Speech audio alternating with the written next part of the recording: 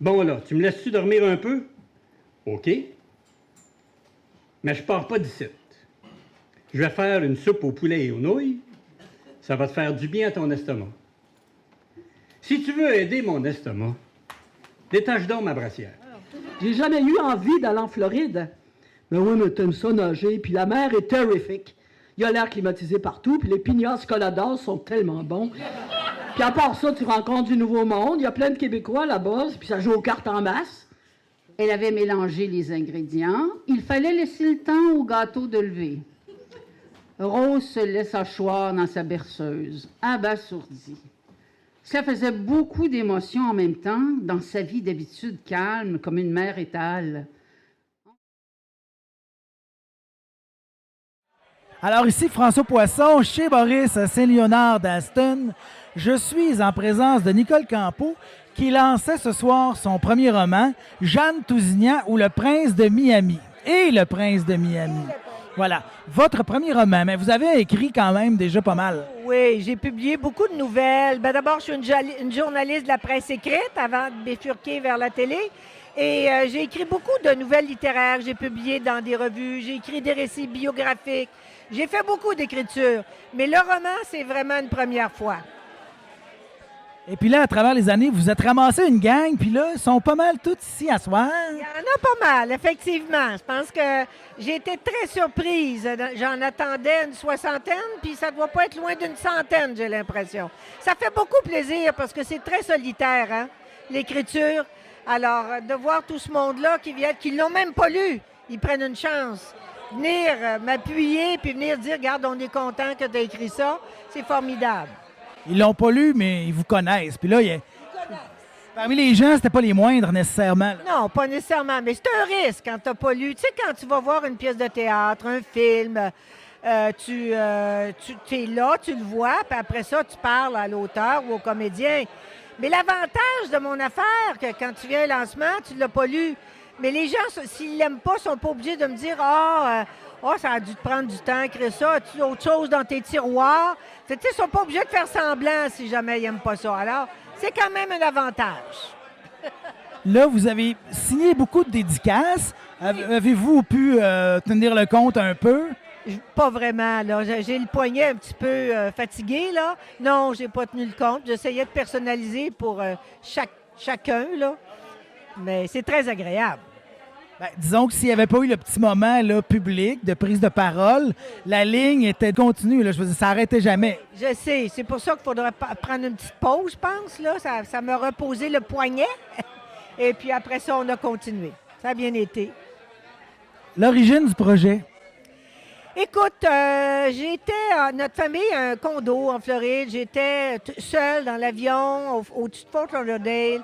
Puis j'ai eu une espèce de flash à un moment donné. Je veux écrire un roman qui se passe en Floride et qui met en scène des vieilles femmes. Je n'avais aucune idée de ce que ça serait.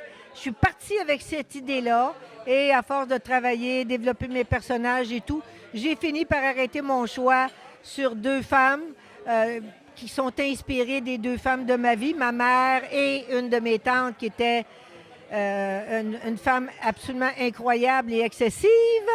Mais tout est inventé là-dedans, par exemple. Mais je voulais donner une voix à des femmes qui n'ont pas fait l'histoire, qui viennent, en fait, ces femmes-là viennent d'un milieu ouvrier, mais ça a été des femmes quand même formidables. Et je voulais donner une voix à ces gens qui disparaissent avec elles-mêmes, là, sauf dans la mémoire de leurs proches. Et là, le roman, ça demande un autre souffle. Là. Comment ça s'est passé? Ben écoute, j'ai eu le bonheur d'être accompagnée par deux écrivaines, Maureen Martineau et Jennifer Tremblay, qui m'ont permis, en fait, qui ont accepté de voir mon manuscrit à 3 reprises. Donc, elles me faisaient leurs commentaires les bons coups, les moins bons, les manques. Et là, je repartais de leurs commentaires pour retravailler. Sans ça, je suis pas sûre que je me serais rendue jusqu'au bout parce que c'est un travail solitaire, puis ça a l'air bien simple de faire ça, mais ça ne l'est pas vraiment pour que ce soit intéressant du début à la fin, là. Pas évident. Est-ce que l'éditeur était sévère, lui? L'éditeur, écoute, l'éditeur, c'est moi. C'est moi, la Maison Rouge, que je me suis fait un cadeau. Je me suis auto-édité. Et c'est pour ça, en fait, que le roman n'est pas disponible dans toutes librairies. Dans toutes les librairies, il est disponible, évidemment, à plusieurs points de vente dans mon village. Il est disponible également à la librairie L'Excède à Trois-Rivières et sur commande, n'importe où sur la planète, sur le site web de l'Excèdre. Voilà. En Floride? En Floride, non, pas encore. Peut-être. J'irai le mettre sur un comptoir quelque part à Hollywood ou je ne sais trop, là. Ça serait drôle. Est-ce que la forme roman vous a assez plu pour en commettre d'autres? Oui, je pense que si les gens aiment ça, si les commentaires sont bons, je pense que je vais poursuivre avec Jeanne et Rose. C'est un livre drôle, touchant. Je pense que mes deux personnages, je les aime d'amour. Et j'ai envie de continuer de faire un bout. Je ne sais pas si je vais être capable de retrouver ce ton-là d'humour, d'un peu caricatural, mais je vais essayer. Alors, dans ma tête, là, je continue. Tome 2. Là, c'était quand même extraordinaire ce qui se passait ce soir chez Boris, ici, qui appartient à votre conjoint. On est entouré de beauté, d'œuvres d'art incroyables. Il y avait des grandes plumes. Il y avait des gens aussi du cinéma documentaire. Bon, c'est tout un événement culturel qui se passait ce soir à Saint-Léonard-d'Aston. Oui, mais ces personnes-là, c'est des amis ou c'est des personnes avec qui j'ai travaillé qui sont devenues des amis. Alors, elles m'ont fait le grand plaisir d'être ici. Et ça venait de Montréal, Québec, Abitibi, et voilà. Mais c'est toujours un plaisir. Effectivement, mais c'est des gens qui sont aussi dans l'écriture, dans la littérature, dans les scénarios, dans la réalisation. Donc, c'est un prolongement un peu de ce qu'elles font dans la vie. On partage des intérêts communs, en fait. Oui, puis c'est le fun de voir des gens qui peuvent comprendre ce qu'on vit puis de partager, justement. Absolument. Pour ça, je pense qu'elles tenaient à être ici parce qu'elles savent ce que ça représente, là, un lancement. Vous savez qu'on partage quelque chose, nous deux? Ah oui? Alors, dans la jaquette de votre roman, j'ai vu que vous avez écrit pour les personnages confinés des compagnons. Oui, effectivement. J'ai eu 2 textes qui ont été joués.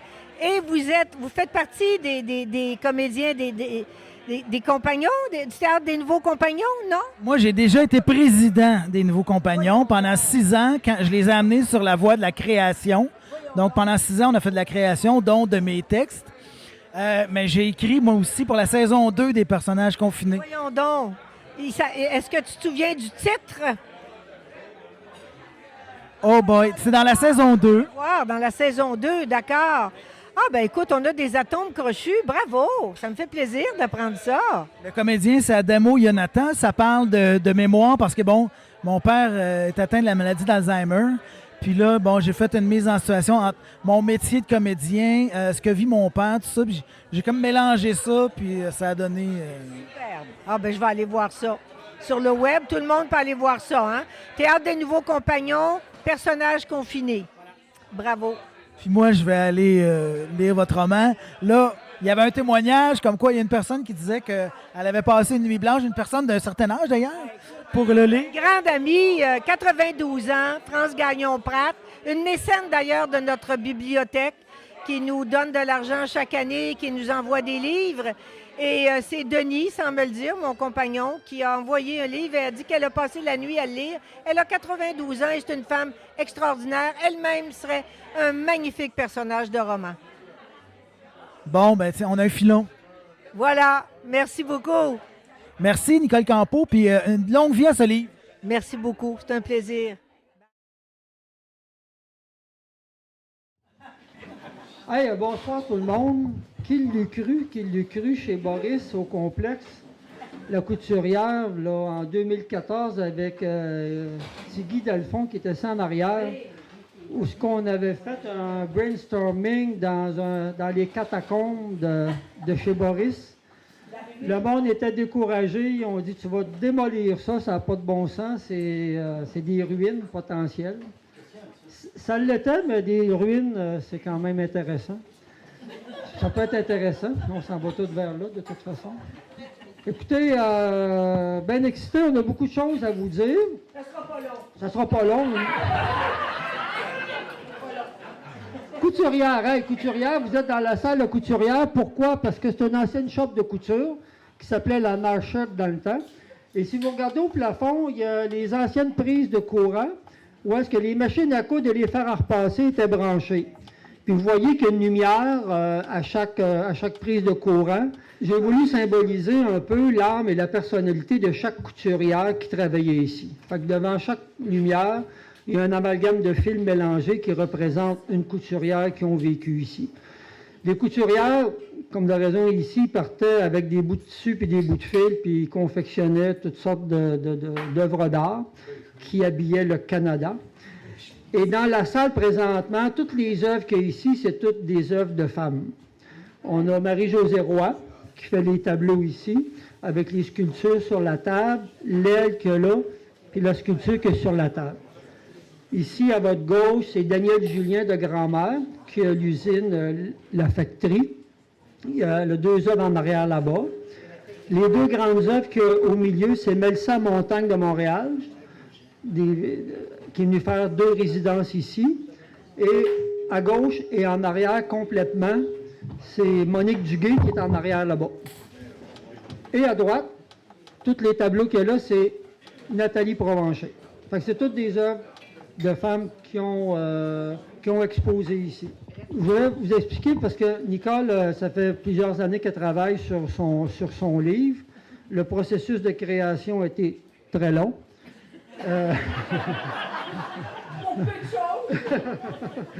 Non, c'est quelque chose quand même. Mais là, 2 mois, elle a dit, hey, là, elle dit d'un coup, elle dit qu'il n'y a pas de monde, puis elle dit d'un coup qu'il y a du monde qui viennent, qui ne trouvent pas ça bon. Là, 2 mois. J'ai dit, Nicole, dans 2 mois, j'ai dit, il y a bien des affaires qui peuvent se passer. James Webb, présentement, il a été envoyé, puis il regarde les confins de l'univers. Fait que ton livre, par rapport à ça, d'après moi, on va relativiser comme les choses. Ça devrait être correct. Fait que là, ça l'a calmé. Ça a marché, ça l'a calmé. Elle a dit, OK. Processus de création, je voulais vous montrer en arrière. Il y a 3 œuvres ici, de Marie-Josée Roy. Puis c'est très senti, vous allez voir. Moi c'est mon interprétation. Chaque œuvre, on y apporte l'interprétation qu'on veut. La première, c'est le début, le commencement de penser à faire un livre, le cocon, elle est toute repliée sur elle-même, elle n'est pas sûre, elle va-tu émerger, tout le kit. Puis là, il y a des idées. Ah non, ben je m'en vais entasser après. Non, mais ne va pas te cacher là. Fait que là, elle commence à émerger, mais elle n'est pas sûre, puis vraiment, là, c'est le 10 ans peut-être, ou 8 ans. Pas tant que ça quand même, OK. Le deuxième tableau, mais là, là, il y a une ouverture, il y a beaucoup d'encre, il y a beaucoup de mots qui sont en formation de phrases. Il y a un bouillonnement, là, c'est un tremblement de terre presquement. Comme ce soir, il est supposé d'avoir l'ouragan Nicole ce soir, là. Ça vient, là, fait que c'est l'ouragan. Et ça, c'est l'apothéose, c'est la liberté, c'est le blanc, c'est l'univers, c'est James Webb.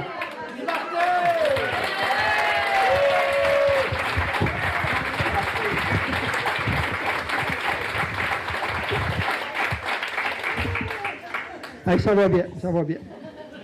Juste pour dire, Nicole, effectivement, j'ai lancé quelques petites invitations personnelles parce que pour être sûr d'avoir du monde, j'allais m'inviter. J'en ai payé beaucoup. Non, c'est une blague.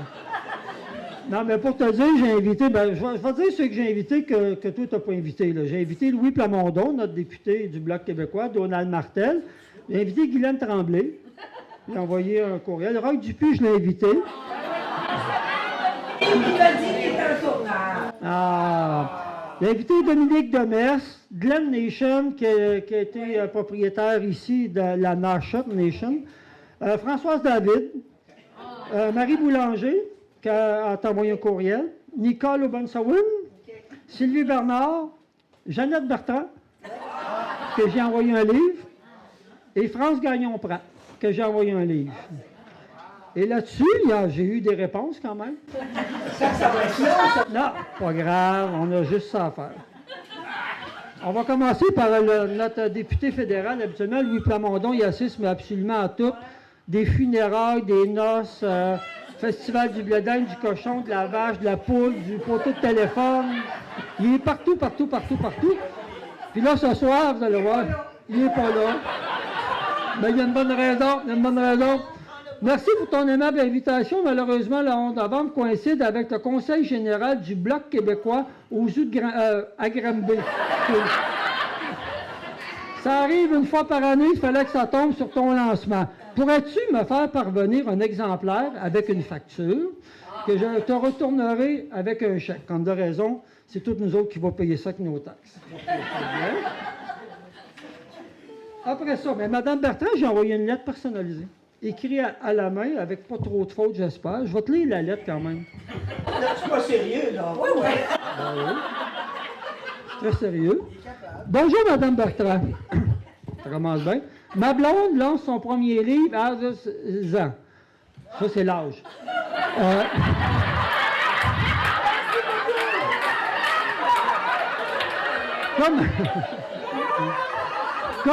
Comme vous devez vous en douter, elle vit des montagnes russes. Là, j'ai dit, il faudrait peut-être Russie par Ukraine ou d'autres choses, mais je ne l'ai pas fait. Je prends l'initiative de vous l'envoyer pour que vous puissiez lui donner suite à votre convenance. Elle m'a dit, ben voyons donc, elle n'a pas de temps à perdre avec une nobody. Elle dirait pas ça. Ben moi, non, mais tout de suite, oui, tu m'as déjà dit ça. Moi, je suis convaincu que le livre vous plaira.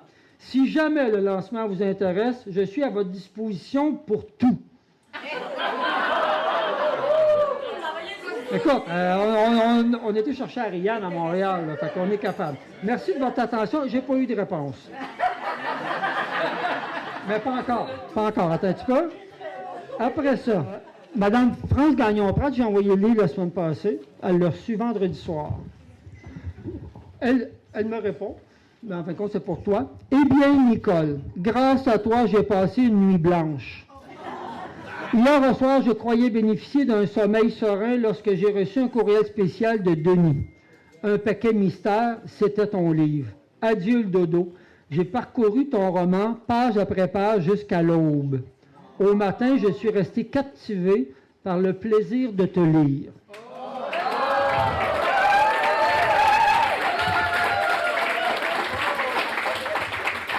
J'ai découvert cette nuit tes talents d'écrivaine, ton style enjoué, tes descriptions percutantes et ce plaisir d'une intrigue bien menée jusqu'à la dernière page.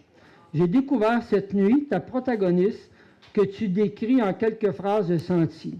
Jeanne, elle se situait quelque part entre la Statue de la Liberté et Calamity Jane.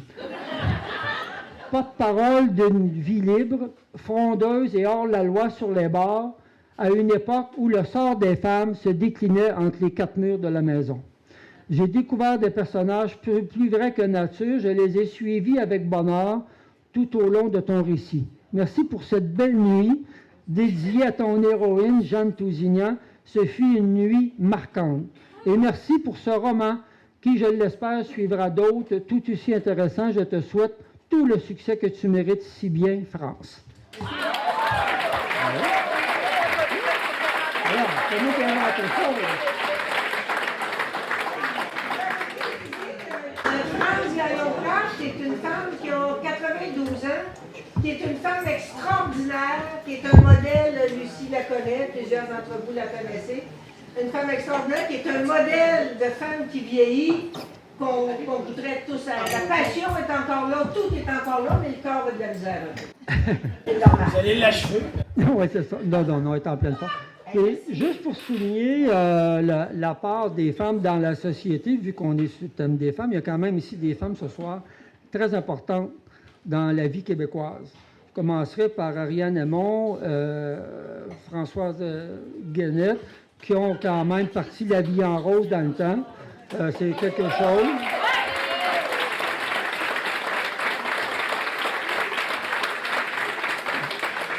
Je soulignerais aussi Hélène Desperriers, qui a parti le théâtre parmi nous, là, 30, 40 ans au moins, je ne sais pas, là. Quand même. Hélène Desperriers, quand même bien. Pauline Voisard, avec Production Triangle, qui vient de sortir un super documentaire sur la justice réparatrice.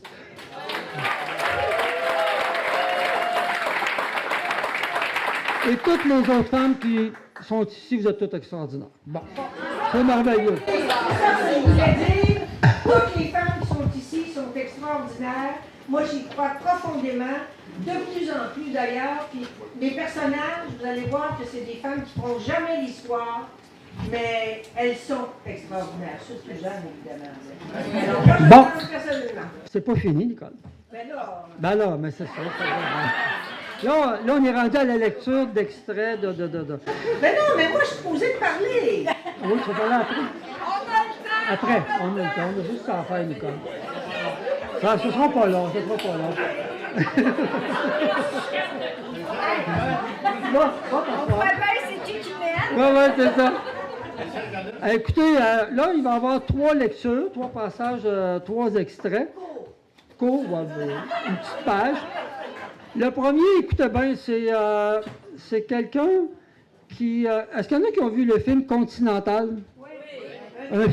Un film sans fusil. Maintenant, ce soir, nous avons un chasseur sans fusil ici. Et... oui, nous avons un chasseur sans fusil. Il s'appelle Mario Bock de Courval. C'est que oui, il était à la chasse à l'orignal, et l'orignal, comme de raison, il est mort. Mais il est mort de rire. Parce qu'il n'y avait pas son fusil. Fait que j'inviterais Mario, directement du lac Castagnier, la Morandière, Abitibi, à venir nous lire le premier passage.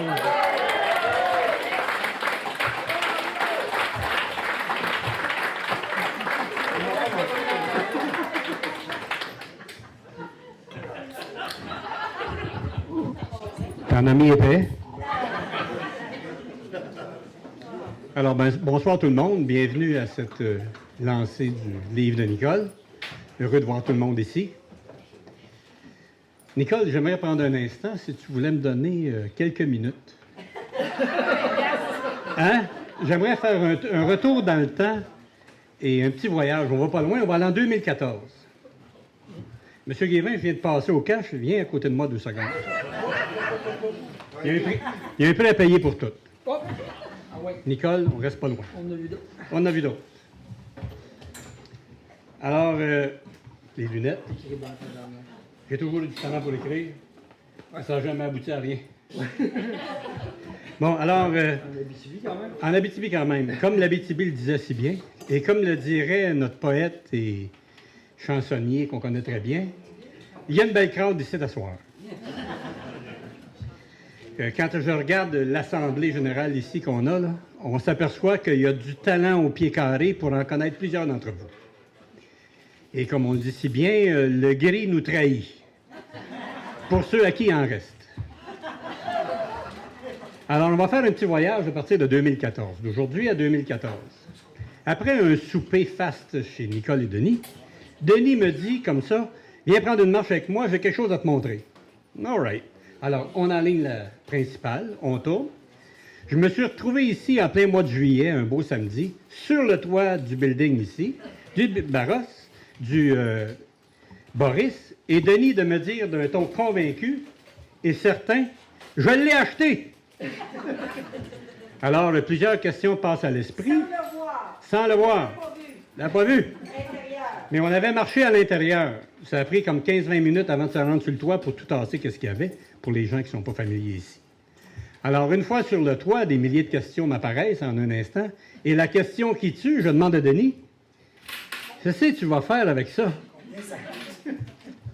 Et de me répondre d'un ton certain, il dit, « J'ai des idées, on va faire de quoi à Saint-Léonard? » All right. Pour les gens qui ne connaissent pas Denis, je vais vous le dire, Denis a un coffre d'outils. Des pinces, la broche, un tournevis, puis un marteau. Et croyez-moi, Denis, avec ça, il va aller loin. On sait très bien. Ça va bien? Jusque-là, tout le monde suit? Alors, tout ça pour vous dire que Denis, là, avec un minimum d'outils et son maximum de génie, parce qu'il faut dire au personnage que le personnage a du génie, de la suite des idées et dans ses réalisations, et comme on peut voir ici ce soir, toute une réalisation.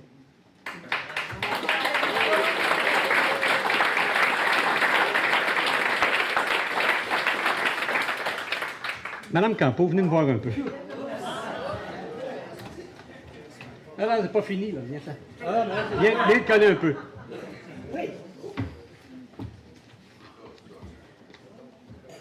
Redonner vie à Boris, dans l'état qu'il était une tâche titanesque, et croyez-moi, et il y a des gens qui sont venus ici au moment où est-ce qu'on fait des choses, c'était toute une tâche. Ce qu'on réalise aujourd'hui, avec Nicole et Denis, c'est que le travail qui a été effectué ici est une réalisation titanesque. Nicole et Denis, avec votre génie, votre grandeur d'âme et vos énergies, surtout les énergies de ton chum, il joue au soccer, il joue au hockey, il aménage Boris, il court, il fait... Il y a des choses qu'il fait pas. Oui. OK. C'est ceux-là qu'on aimerait savoir. Vous avez réussi à donner à ce bâtiment un lieu où les gens dans la municipalité peuvent avoir accès aux arts, aux spectacles, aux loisirs et à la santé. Et ce, dans toute sa créativité et dans toute sa diversité. Mais au-delà de ça, là, au-delà de tout ce que vous avez fait, vous avez redonné une âme à ce building. Et quand on redonne une âme à un endroit physique, on s'inscrit dans le temps, on s'inscrit dans l'espace et on s'inscrit dans l'histoire. Alors, à tout jamais, vous allez être inscrit dans l'histoire de la municipalité de Saint-Léonard-d'Aston. Et connaissant Mme Campo avec sa réalisation de ce soir, vous êtes inscrit sur la Côte-Nord, sur la Rive-Sud, à l'Abitibi et un peu partout. Alors, une bonne main d'applaudissements pour ces...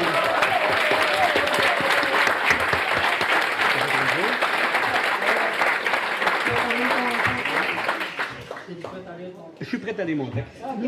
Nous, on va être inscrits dans l'histoire de Saint-Laurent, et Mario va être inscrit dans l'histoire de la Morandière, je suis sûr. Non, convaincu. On est prêt? Oui. Nicole? Oui. Pour toi. Prélude éthylique. Ah oui, ça c'est le début du chapitre. Exactement. Longtemps abandonné au lendemain de veille, Jeanne avait ralenti la cadence depuis quelques années. Son foie, fatigué, appréciait l'eau minérale. Mais en s'éveillant le lendemain, elle sut que celui-là serait un 5 étoiles. Un pied revêtu d'un bas de nylon pointait dans son champ de vision. Son soutien-gorge, un 42E, lui sciait la chair. Elle était dans la même position depuis le départ de Sarah, au petit matin, sur le dos, encore habillée, un pan du couvre-lit rabattu sur elle. La sonnerie du téléphone sur sa table de chevet lui fit l'effet d'un coup de poing sur le crâne. Elle n'avait pas envie de bouger le moindre muscle de sa carcasse. Elle prit le combiné, entendit Sarah lui demander des nouvelles, referma l'appareil dans un borborigme et sombra à nouveau dans le sommeil. Elle n'eut pas le temps d'entrevoir Rose dans le cadre de la porte, désolée de ne pas avoir pu répondre avant elle. Quand Jeanne ouvrit les yeux, quelques heures plus tard, Rose était penchée au-dessus d'elle et scrutait les signes vitaux de l'octogénaire. « Ça va-tu? »« Mais ça va parfait. Mais j'ai envie de dormir encore un peu. Qu'est-ce que tu fais ici? » Sarah est venue nous reconduire. J'ai dormi dans le salon. On ne voulait pas te laisser tout seul. On était inquiète. Depuis quand tu t'inquiètes de moi comme ça? T'étais pas mal avancé hier. T'as même pas voulu enlever ton linge. Bof, c'est pas ma première brosse. Puis pas ma dernière, j'espère. Bon là, tu me laisses-tu dormir un peu? OK. Mais je pars pas d'ici. Je vais faire une soupe au poulet et aux nouilles. Ça va te faire du bien à ton estomac. Si tu veux aider mon estomac, détache donc ma brassière. Fin de la lecture.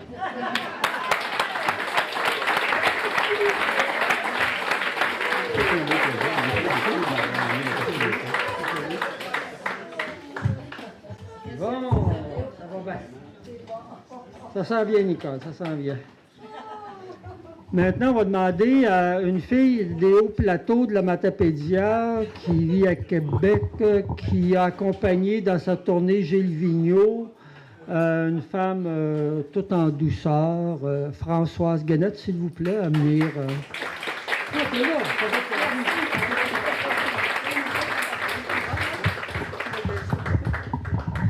Alors, merci Denis, merci beaucoup. Alors, ben voilà, ça me fait vraiment plaisir d'être là. Je suis là avec des copines, on a franchi avec plaisir. On n'est pas venu d'Abitibi, mais quand même, un peu d'ailleurs, bravo. De Québec, de Montréal, parce qu'on est tellement fiers de Nicole, on en meurt de fierté et d'envie. Alors, on est trois à représenter ici un salon littéraire qui a été fondé, un groupe de lectrices qui a été fondé par Nicole et d'autres en 84. Hein, vous voyez, on a de la loyauté, de la ténacité. On continue. Alors, au prochain salon, on va parler de ton livre, ma belle. Wouhou! Tout le monde l'aura lu. On est 9. Alors moi, j'enchaîne où tu nous as laissé. Vous avez compris que Jeanne a une bonne nature, qu'elle aime comme moi la bière, ou enfin, et que des fois les lendemains sont durs. Mais là, il y a un tournant qui s'en vient dans sa vie, dans la vie de Rose. Alors voilà, c'est ce que ce passage décrit. Elle changea de discours en après-midi quand son ami Léopold, l'homme à tout faire de la résidence et amateur de bière en sa compagnie, lui annonça au téléphone qu'il avait une intéressante proposition à lui faire. Il éveilla sa curiosité, ce qui voulait dire qu'elle était en bonne voie de rétablissement. Elle l'invita à passer sur le champ. Il arriva 15 minutes plus tard et quand il lui fit la bise, l'odeur trop forte de sa lotion après rasage lui assaillit les narines. Petit, maigre, noueux, Léopold avait les cheveux raides en bataille et une canine manquante qu'il faisait sourire de travers. Jeanne l'aimait bien. Il était la bonté sur deux pattes et respirait la joie de vivre comme un chien fou, malgré un célibat prolongé qui commençait à le faire souffrir. Il expliqua qu'il avait décidé d'aller en Floride aider un ami maçon qui ne suffisait pas à la tâche. Il partait dans une semaine. « Ça te tenterait pas de descendre avec moi? » lança-t-il. « Descendre en Floride? Coudon, t'es-tu fou ou quoi? »« Pas en tout. J'ai ça, faire la traite, faire ça d'une traite, puis j'aimerais bien avoir un deuxième conducteur. »« D'une traite en plus, des plans pour plus être capable de déplier en sortant du char. »« Ben non. On arrête à tout bout de champ pour gazer, puis les petits besoins, puis un petit café, puis on mange léger, comme ça on s'endort pas au volant. » Tu fais ça en combien de temps? Ben, 27 heures pour 1700 000 quand ça va bien puis qu'il n'y a pas de bouchon nulle part. C'est fou raide ton affaire. Mettons que pour toi, je couperais la route en deux, ça fait 13-14 heures la shot. Une nuit à l'hôtel pour se dégourdir puis s'étendre la carcasse, mais on arrive moins vite. Ben oui, puis là, rendu là, qu'est-ce que je fais? Moi, j'haïs ça, la chaleur. J'ai jamais eu envie d'aller en Floride. Ben oui, mais t'aimes ça nager, puis la mer est terrifique. Il y a l'air climatisé partout, puis les pignasse coladas sont tellement bons. Puis à part ça, tu rencontres du nouveau monde. Il y a plein de Québécois là-bas, puis ça joue aux cartes en masse. Je le sais bien que c'est plein de Québécois, mais il y en a déjà pas mal ici. Je vais pas faire 2000 000 pour aller leur dire allô. Fin de la lecture.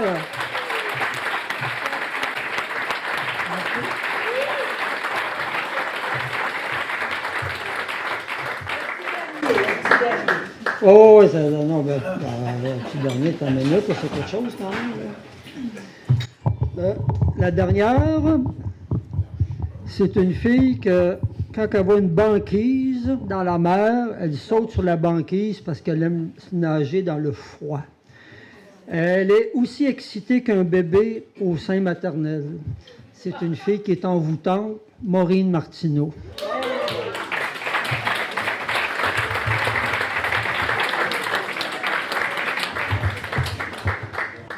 Merci, Denis.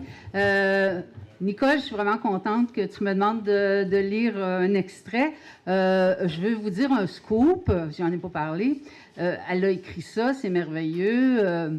Et elle a aussi, j'ai travaillé avec elle parce qu'elle a écrit aussi, puis elle ne l'a pas dit à personne peut-être, une nouvelle policière qu'on a très hâte de lire. Alors, je veux juste vous dire que si jamais on vous demande de faire un projet avec elle, de travailler, vous dites oui. Parce que c'est la personne la plus agréable à côtoyer dans un projet. Non, mais c'est sincère, Nicole. Je suis venue ici, là, une dizaine de fois en voiture, en me perdant, tout ça. On est venu travailler ici. C'était chaque jour un bonheur. C'était agréable. On me préparait des petits thés. On discutait de choses et d'autres, puis après ça, on travaillait. C'est marqué là, dans mes souvenirs, c'est vrai. Donc, c'est pas juste on travaille, c'est on vit quelque chose ensemble. Alors, pour ça, je te dis merci, Nicole. Merci. Bon. Alors, vous avez compris là, que Jeanne, finalement, se décide à descendre en Floride, mais elle a l'idée d'amener sa sœur avec elle, Rose, puis c'est vraiment deux caractères différents, et c'est ce qui fait tout l'attrait de ce périple en Floride. Alors, attendez. Alors voici. Il faut d'abord qu'elle convainque sa sœur. Hein? Ma chère Rose, je pense que ça te ferait du bien de sortir de ta cabane puis du passé. Ça fait assez longtemps que Victor est parti pour que tu comprennes qu'il ne reviendra pas. Mais ta vie continue, elle. Puis c'est pas les autres qui vont la vivre à ta place. Elle dégaina son argument massu. En tout cas, moi, c'est décidé. Je vais essayer ça, un voyage dans le sud, avant d'être trop vieille pour le faire. Rose se retint de grimacer. Alors qu'elle raccompagnait sa sœur à la porte, elle demanda, l'air préoccupé, « Tu partirais combien de temps? »« 1 mois, tant qu'à faire. »« 1 mois, s'exclama Rose, les yeux exorbités. « Yes, madame. » Jeanne tourna les talons d'un air satisfait et sortit. Même si elle savait qu'elle ne partirait pas sans sa sœur, elle savait aussi que Rose tremblerait à l'idée d'être privée d'elle trop longtemps. Elle avait mélangé les ingrédients. Il fallait laisser le temps au gâteau de lever. Rose se laissa choir dans sa berceuse, abasourdie. Ça faisait beaucoup d'émotions en même temps dans sa vie d'habitude calme comme une mère étale. Encore une fois, Jeanne venait bousculer le cours normal des choses avec la délicatesse d'un bulldozer. L'après-midi fut interminable. Les pensées de Rose s'entrechoquaient avec la violence des plaques tectoniques. La Floride, la route sans fin, l'avion, l'inconnu, l'ailleurs qui l'avait toujours fait trembler. Mais la chaleur, le soleil, la mer, la végétation tropicale, la compagnie de Jeanne, l'ennui qui cesserait de l'accabler. Elle mangea comme un oiseau, l'estomac noué. Elle a très tôt se réfugier dans son lit. Sa nuit fut peuplée de fantômes.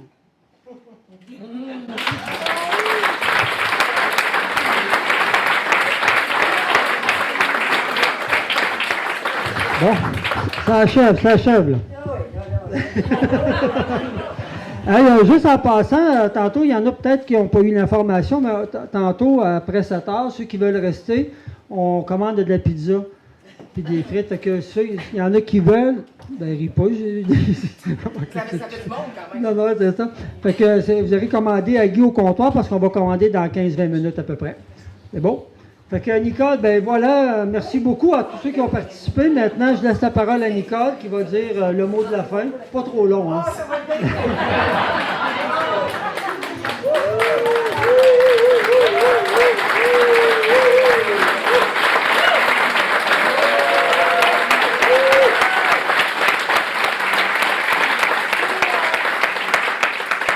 L'impression de me marier. J'ai jamais voulu me marier, mais il me semble que ça pourrait ressembler à ça. Tous les gens qu'on aime, qui sont là, qui sont heureux pour nous, je trouve ça merveilleux. Ben, je vous remercie énormément d'encourager la relève. Ça me donne des ailes pour continuer. Je pense que la carrière va être très longue. C'est correct. Je vais mettre une chose très, très claire tout de suite, là. Moi, autrice, je suis pas capable. OK? Moi, c'est auteur. C'est ça qu'on voit sur ma carte. Je suis la dernière des Gauloises, peut-être, mais pour l'instant, je tiens encore à dire auteur. Ils sont allés chercher ça, les autrices, là, au 17e siècle, je pense, puis une prophétie. Là, faut que je dise merci, ça va être bien vite. C'est bien solitaire écrire, hein? Ceux qui écrivent, ils le savent. C'est très, t'es tout seul, puis c'est long et tout, ça finit plus. Ben, d'abord, je voudrais remercier les 2 hommes de ma vie. Denis, merci Denis d'avoir tout orchestré ça. Merci, je suis vraiment touchée pour les belles surprises aussi, c'est merveilleux. Merci à mon beau Félix, l'autre homme de ma vie, le beau grand garçon là-bas, là, pour le choix musical, pour toute l'aide qu'il me fait. J'ai fini mon manuscrit, j'y ai prêté, il venait dîner de temps en temps à la maison, puis j'ai dit, garde, je sais pas hein, ce que tes amis vont penser de ça. J'ai dit, lis le don, puis dis-moi donc ce que t'en penses. Fait qu'il a lu ça, puis il a dit, il n'y a rien là. C'était correct. C'était correct. Bon, alors, ça a commencé comme ça. Pascal, qui est à la vente des livres, une merveilleuse belle fille aussi, qui va continuer tantôt à vendre s'il y en a. Ça fait des beaux cadeaux de Noël. Hein? Là, c'est la vendeuse qui parle. La vendeuse. Des merci très rapides. Une fois que c'est fini, même pas, avant, pendant que j'ai écrit, à un moment donné, moi, je me disais, ben non, je suis pas capable. J'ai écrit plein d'affaires dans ma vie. Je suis pas capable d'écrire ça, un roman. Et à un moment donné, j'ai envoyé un tas d'affaires à Maureen Martineau, un tas de scènes qui m'étaient venues comme ça, et à Jennifer Tremblay, deux écrivaines que j'aime beaucoup, complètement différentes d'ailleurs. Et là, j'ai dit, dites-moi s'il y a quelque chose là. Ils ont dit, oui, il y a quelque chose là. Ils m'ont fait des commentaires. Et deux autres fois, je retravaillais, puis je leur envoyais une version. Sans elle, jamais je ne me serais rendue au bout, j'en suis persuadée. Alors, je te tiens à remercier, puis je vous dis d'ailleurs, c'est mon héroïne, ça. C'est une écrivaine de polar. Marthe, Monique est super drôle. Elle, comment on pourrait dire, de l'humour, de la poésie, quelque chose comme. Et elle va d'ailleurs, elle a co-scénarisé une série policière qui commence à TVA l'automne prochain, 2003, qui va s'appeler Détective surprenant. Détective surprenant. Fait que c'est elle Qui là. est de Jean Lemieux. Oui, l'auteur des Îles de la Madeleine, le médecin. Ouais. Alors voilà. Alors merci beaucoup, beaucoup, beaucoup. Après ça, ben, je l'ai fait lire à des amis pour voir un petit peu qu'est-ce que ça donnerait. Alors Louise Posé, Monique qui n'est pas ici, Bachan, Pauline Voisard, ma copine, Françoise Guénette et Christine Eddy. Puis ils m'ont fait leurs commentaires.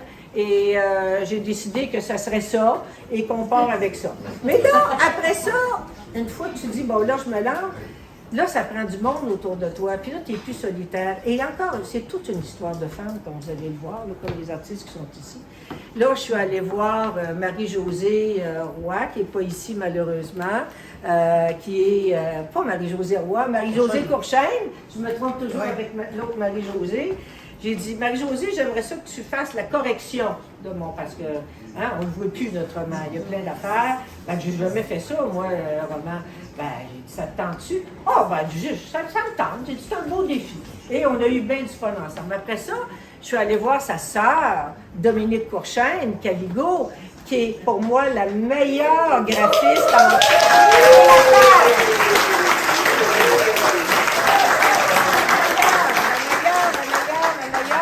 Je suis sûre que Pauline Voisard est d'accord avec moi, de la terre au complet. Alors, et elle a fait la page couverture, qui est magnifique, vous en conviendrez, tout le setup, les caractères, la mise en page et tout et tout. Et à un moment donné, on a gossé, vraiment gossé sur le québécois. Parce que le québécois, on écrit ça comment? Puis Jeanne, puis Rose, ils viennent d'un milieu populaire, c'est mon milieu. Ils ne peuvent pas bien perler, hein? C'est impossible. Alors, à un moment donné, les filles m'ont dit, ben, tu pourrais peut-être penser donner faire prendre des cours de diction à Rose. Ça serait peut-être plus simple quand on s'astine sur les façons d'écrire ça. J'ai été voir d'autres romans, finalement, il y a bien façon d'écrire ça, fait qu'on a choisi une façon. Je termine avec Annie Courchaine. Annie Courchaine, c'est l'imprimeur. Tout le monde la connaît ici, ceux qui sont de Saint-Léonard. Des cousines, encore une histoire de famille. Annie, ah oui, écoute, ici, c'est des histoires de famille. Encore une femme extraordinaire qui m'a accueillie avec une patience, un calme. Parce que là, j'angoissais sur le papier. J'ai jamais eu le papier que je voulais, qui était évidemment recyclé, écologique. C'est mon 3e choix. Mais à chaque fois, là, je m'en allais, puis je tâtais les papiers. Puis, oh, ça fait ça, ça fait... Elle a d'une patience et vraiment, elle m'a accompagnée là-dedans. Alors, ça a fini, mon troisième choix sortir comme ça. Les distributeurs, il ne faut pas que je les oublie. Louise Boisclair, qui est en train de lire mon roman en République dominicaine. Au Foire Benoît, ici, qui vont l'avoir. Et Pharmacie Proxime, ici, qui vont tenir pour moi là, ces romans-là. Alors, il sera disponible aussi à la librairie de l'Excède à Trois-Rivières, puis sur le site web, là, si jamais de l'Excède, ça vous intéresse. Je vais juste vous dire rapidement, Jeanne, là, c'est pas moi. J'aurais 110 ans. Parce que ma belle-mère, qui l'a lu en Floride, est partie avec, elle me dit, c'est drôle, Nicole, elle dit, elle a beaucoup ri. Elle dit, c'est drôle, elle dit, t'es quelqu'un de pudique, toi. Elle dit, ça m'a surpris de lire ça. Ah ouais, mais j'ai dit, c'est mon personnage, c'est pas moi. Et, ben c'est ça. Je finis en disant que les deux femmes qui sont là-dedans, toujours des histoires de femmes, mon affaire, sont inspirées, tout est inventé, mais sont inspirées des deux femmes de ma vie. Ma mère, Rose, qui est la petite peureuse, puis Jeanne, le matamor, qui étaient comme les deux doigts de la main. Et Jeanne, qui s'appelait Janine, puis ma mère s'appelait Rolande, ça a été ma tante préférée. Vous allez savoir pourquoi dans le livre. Alors, je voulais rendre hommage à ces femmes-là, qui sont des femmes qui ne feront jamais l'histoire. Et je trouve que Jeanne est une femme qui aurait dû la faire, mais c'est toujours l'histoire intime. Et puis, je voulais aussi, tu sais, vous en savez quelque chose, on vieillit, comme à un moment donné, on regarde les choses. Les gens vieux qui ne sont pas des vedettes deviennent invisibles, en quelque sorte. Hein? C'est ça, ils ne sont plus dans la vie active, ils ne sont plus là. Et pourtant, moi, je voulais rendre hommage. C'est comme s'ils étaient morts. Et je sais très bien, pour voir des femmes vieillir autour de moi et moi-même, ce qu'on est ne meurt pas. Notre corps en perd, mais on garde les mêmes passions, les mêmes désirs, les mêmes... Je pense qu'on ne change pas. Et si on était mort à 20 ans, on l'est encore plus à 80, c'est sûr. Mais... Alors, écoutez, j'arrête là. Merci beaucoup d'être là.